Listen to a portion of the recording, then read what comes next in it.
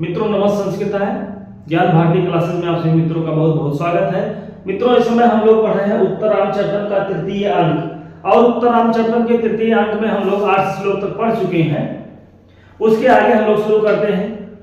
तो एक बार हम लोग पहले 8वें श्लोक का वाचन कर लेते हैं, जिसको राम ने कहा था कि यत्र द्रुमा अपि मृगाः अपि बन्धवो मे, यत्र द्रुमा अपि मृगापि बन्धवो मे, यानि प्रिया सहचरश्चिरमध्यवात्सम्, यानि प्रिया सहचरश्चिरमध्यवात्सम्, एतानि तानि बहुकन्दर निर्झराणि, गोदावरी परिसरस्य गिरेस्तटानि, उक्ता वसंत तिलकात् भुजा जगौगः। राम ने कहा कि वही पर्वत, वही कंदराएं, वही झरने जहां मैं अपनी प्रियतमा सीता के साथ बहुत दिनों तक निवास किया था, मैं रहता था। उसके आगे जब इतना कहा तो सीता कह रही है, सीता कथन है कि दृष्ट्वा देख करके, दृष्टया कथम प्रभात चंद्रमंडल अपांडुर परिच्छाम दुर्बलेन अकारेण निज सौम्य गंभीर अनुभाव मात्र प्रत्यभिज्ञेय एव आर्यपुत्रो भवत्। सीता ने कहा दृष्टवा देख करके, अदृष्टा सौभाग्य से, कथम कैसे, क्या, आर्यपुत्रो एव भवति, ये आर्यपुत्र ही है, क्या ये आर्यपुत्र हैं? सीता कह रही है, अब आर्यपुत्र को कैसे बता रही है कि प्रभात चंद्रमंडल, जैसे प्रभात, जैसे प्रातःकालीन, जैसे सवेरे सवेरे का जो चंद्रमंडल होता है तो वो होता है अपांडुर, पांडुर मतलब पीला, अपांडुर मतलब सफेद, परिच्छाम एकदम क्षीण है। प्रातः काल का जो चंद्रमा होता है वो अपनी कांति, अपनी चमक छोड़ देता है। तो वही कह रहे हैं कि अपांडुर हो गया, कुछ सफेद, और परिच्छाम एकदम कृष्ण और दुर्बल हो जाता है, कांतिहीन हो जाता है सुबह सुबह चंद्रमा।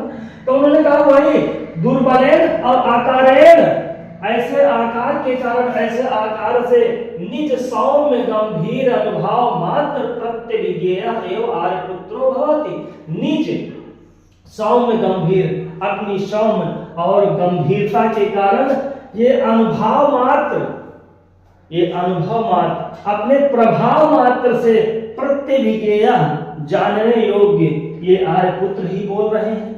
जैसे प्रातः काल का चंद्रमा क्षीण हो जाता है, दुर्बल होता है, कृष्ण हो जाता है, उसी तरह से ये आर्यपुत्र ऐसे हो गए हैं। क्या ये आर्यपुत्र भवति, क्या ये आर्यपुत्र ही हैं? तो निज सौम्य गंभीर अनुभाव मात्र, निज सौम्य गंभीर अनुभाव मात्र प्रत्यभिज्ञेय, अपनी गंभीरता मात्र से पहचाने जा रहे हैं। ये आर्यपुत्र ही हैं जो बोल रहे हैं कि यत्र द्रुमा अपि मृगा अपि बन्धवो मे।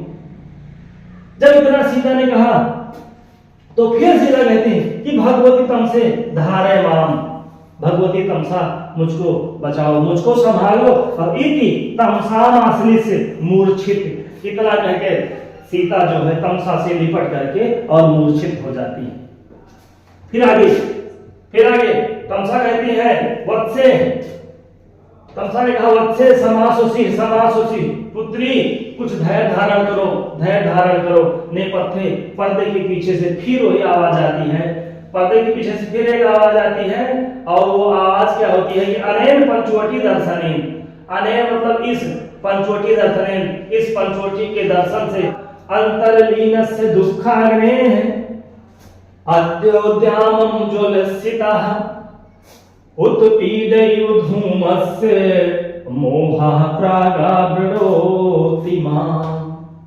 अंतरलीनस्य दुःखाग्नेः अद्य उद्यामं ज्वलिस्सितः उत्पीडयु धूमस्य मोहः प्रागाविडोति माम्। अंतर्लीनस्य, अंदर ही छिपी हुई, अंदर या अंतःकरण में छिपी हुई, अंतर्लीनस्य अंदर ही अंदर छिपी हुई, अंतःकरण में छिपी हुई, अद्य माने आज। अंतःकरण में तो उनका दुख छिपा था, अभी बाहर तो प्रकट हुआ नहीं था, तो ही अंतर्लीनस्य अंदर ही छिपी हुई, अंतःकरण में छिपी हुई, और अद्य माने आज, उद्यामम ज्वलिष्यता भयंकर रूप से जलने वाली, अद्य उद्यामम ज्वलिष्यता आज भयंकर रूप से जलने वाली क्या, दुख आग्नि, दुख रूपी अग्नि। अंतर्लीनस अंतःकरण में छिपी हुई, अद्य माने आज, अद्य और उद्यामम में संधि हो गई, गुण संधि, अद्य उद्यामम, अद्य माने आज, उद्यामम माने भयंकर रूप से ज्वलिष्यता मतलब जलने वाली क्या, ये दुख रूपी जो अग्नि है। तो अंतर्लीनस्य दुःखाग्नेः अद्योद्यामं ज्वलिष्यतः उत्पीडयु धूमस्य मोहः प्रागाविडोति माम्। धूमस्य उत्पीडयु, धूमस्य माने धुआं, उत्पीड समूह, धूमस्य उत्पीडयु धुएं के समूह के समान, धुएं के समूह के समान। ये जो मोह है, ये जो मूर्छा है ना, वो मां मतलब मुझको, प्राक माने पहले ही, आवृणोत मतलब ढक रही है। जैसे आग जलने से पहले धुआं पूरी आग को ढक लेता है, उसी तरह उसके बाद फिर एकदम भक्क से आग जलती है। तो वही उन्होंने कहा, भगवान राम कह रहे हैं नेपथ्य पर्दे के पीछे से कि धूमस उत्पीडयु, धुएं के राशि के समान, धुएं के समूह के समान, ये जो मूर्छा है ना, ये मां माने मुझको, प्राग माने पहले ही, आवृणोत मतलब ढक रही है। अंतर्लीनस दुःखाग्नि, ये जो अंतर्लीन थी ना, अंतःकरण में छिपी हुई जो आग थी, अंतर्लीनस अंदर ही छिपी हुई, अद्य माने आज, उद्यामम माने भयंकर रूप से ज्वलिष्यता मतलब जलने वाली दुख आग्नेय, दुख रूपी अग्नि। धूमस्य उत्पीडयु धुएं के समूह के समान, धुएं की राशि के समान, प्राग माने पहले ही, जो मोहा माने मूर्छा है, मां आवृणोत मुझको ढक रही है, मुझको पूरी तरह से ढक दे रही है। जैसे जलने से पहले जो धुआं होता है, आग जलने से पहले जो धुआं होता है पूरी आग को ढक लेता है, उसके बाद तब आग जलती है इकट्ठे, उसी तरह से राम कह रहे हैं कि ये पहले जो दुख रूपी अग्नि है ना, वो एक तो अंदर अंदर ही अंदर जलाने वाली थी, अंदर छिपी थी, और आज वो उद्यामम ज्वलिष्यता भयंकर रूप से जलने वाली ये जो दुख रूपी अग्नि है, धूमस उत्पीडयु धुएं के समूह के समान, मोहा माने जो मूर्छा है, प्राक माने पहले ही, माम आवृणोत मुझको ढक रही है, मुझको ढक ले रही है। ये कथन किसका है? ये राम का कथन है। अंतर्लीनस्य दुःखाग्नेः अद्योद्यामं ज्वलिष्यतः उत्पीडयु धूमस्य मोहः प्रागाविडोति माम्, मोहः प्रागाविडोति माम्। इसके आगे हाँ कुछ देख लेते हैं, इसमें प्रश्न है। इस श्लोक में अनुष्टुप छंद है, अभी जो हम लोग पढ़ रहे हैं। दुःखाग्नेः में लुप्त उपमा अलंकार है, उत्पीडयु साधारण उपमा है, प्रसाद गुण पैदा वीर, राम की गहन पीड़ा की अभिव्यक्ति होने से करुण रस का पूर्ण परिपाक हुआ है। फिर राम कहते हैं, हाय प्रिय जानकी, हाय प्रिय जानकी, तमसा स्वगतम।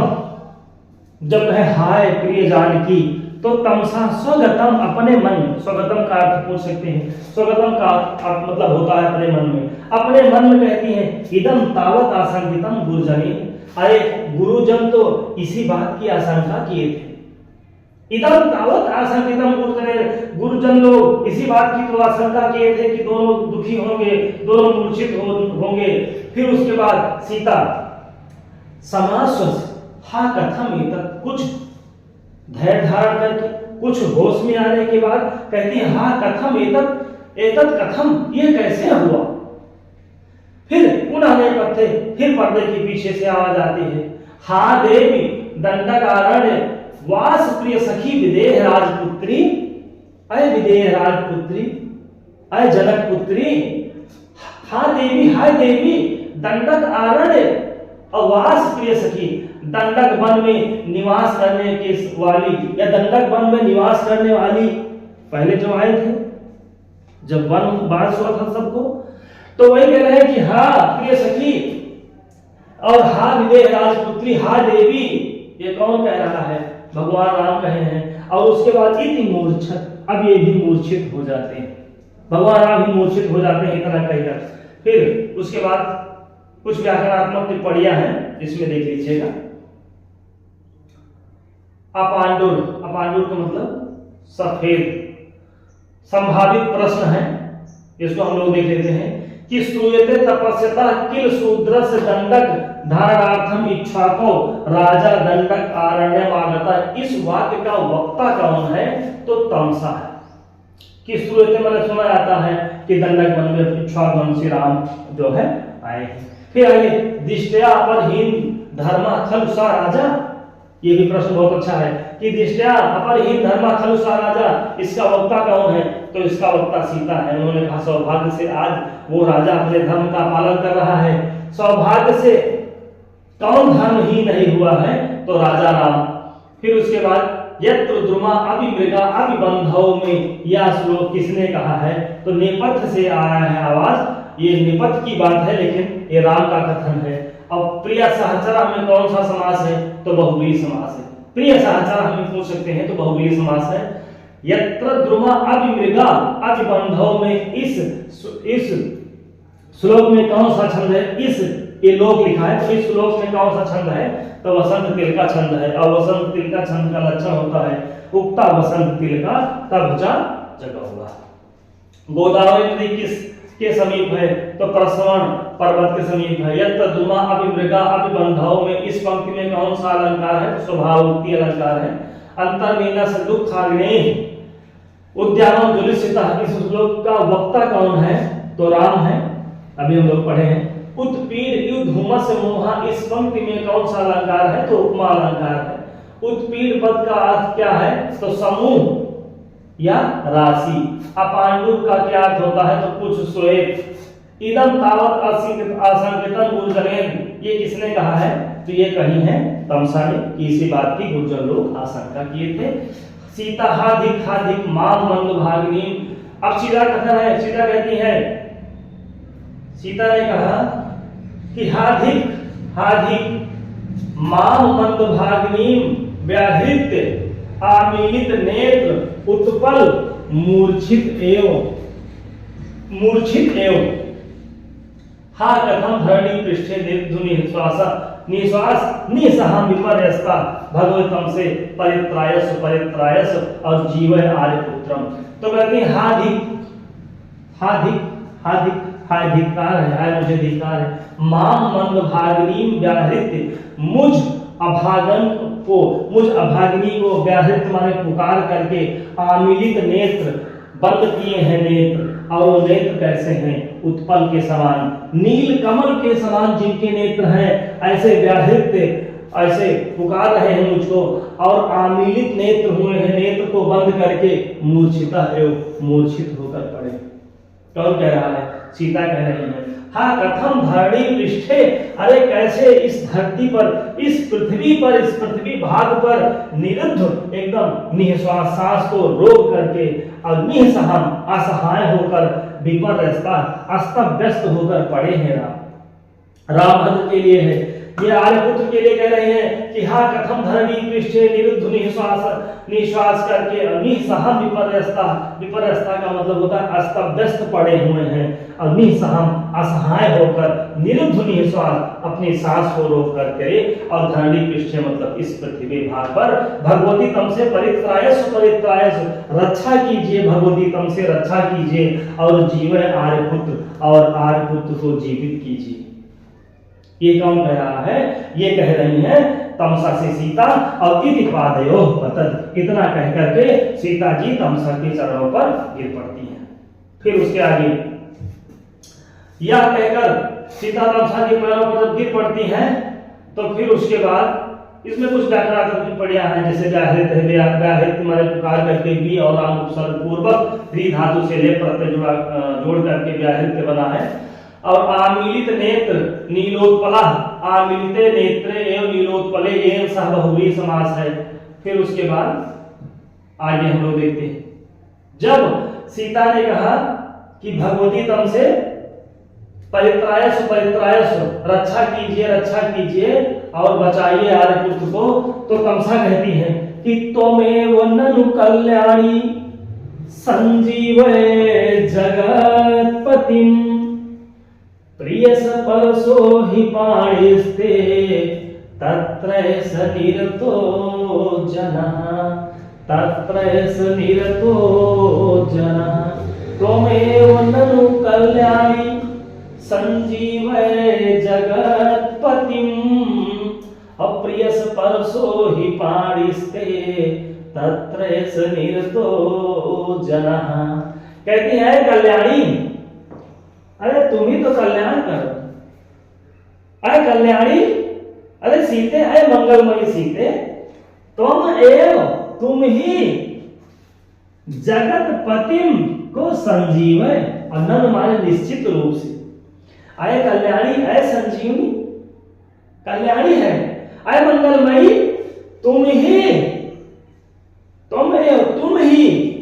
जगतपति, जो जगत के, जो संसार के स्वामी है ना, नन माने निश्चित रूप से तुम ही उनको संजीव, तुम ही उनको जीवित करो, तुम ही उनको होश में लाओ। क्योंकि प्रियस परसो ही पाणिस्ते तत्रैष निरतो जनः। क्योंकि ते ही माने, क्योंकि अते माने तुम्हारे, पाणी मतलब हाथ का जो स्पर्श है ना वो बड़ा प्रिय है। ते पाणी स्पर्श प्रिय, तुम्हारे हाथ का स्पर्श ही उनको प्रिय है।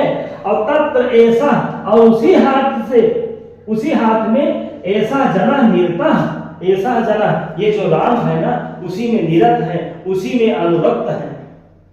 तुम्हारे हाथ का स्पर्श ही तो उनको जीवित करेगा, तुम्हारे हाथ का स्पर्श ही तो उनको प्रिय लगेगा।